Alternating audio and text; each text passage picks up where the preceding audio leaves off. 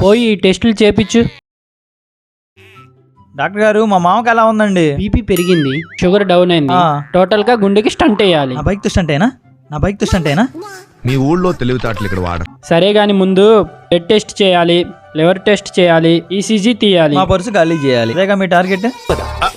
అంటే అది మొత్తం 10,000 అయిద్దయ్యా, ఆలోచించుకో మరి. ఇదేంటి ఆగిపోయింది? పెట్రోల్ అవ్వటం ఆలస్యం, ఆగిపోయింది. పెట్రోల్ ఉందే, ఎందుకు ఆగిపోయిందబ్బా? బాబు మెకానిక్. డాక్టర్ మీరా? ఏమైంది? బండి ఆగిపోయింది, కొంచెం చూడయ్యా. చూస్తా, కూర్చోండి.